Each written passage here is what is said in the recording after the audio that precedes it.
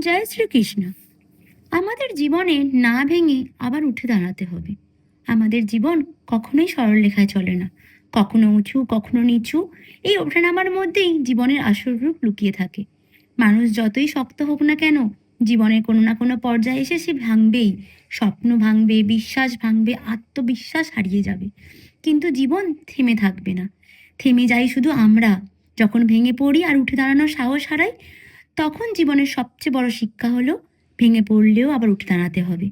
ভেঙে পড়া কোনো দুর্বলতার লক্ষণ নয়, বরং এটি প্রমাণ করেছে যে তুমি কিছু চেয়েছিলে, কিছু পাওয়ার চেষ্টা করেছিলে। সে কখনো ভাঙে না, সে কখনো লড়ে না। ব্যর্থতা, কষ্ট, অপমান, হার এসব জীবনের অবিচ্ছেদ্য অংশ যে। কিন্তু সমস্যা তো সেখানেই। সমস্যা তখনই যখন আমরা ভাবি এই ব্যর্থতাতেই আমাদের শেষ পরিচয়।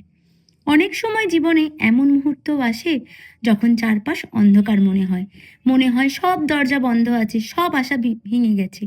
হয়তো পরীক্ষায় ব্যর্থতা, চাকরি হারিয়েছো, প্রিয় মানুষটা ছেড়ে চলে গেছে, কিংবা কঠিন কোনো বাস্তবতা তোমাকে ভেঙে দিয়েছে। তখন মনে হয় আর পারছি না।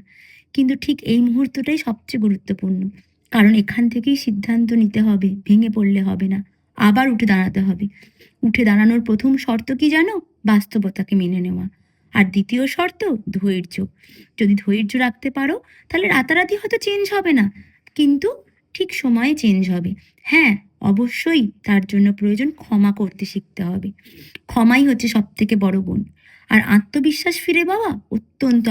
এভাবেই যদি আমরা ঘুরে দাঁড়াতে পারি, তাহলেই দেখবে সব বিপদকে আমরা জয় করতে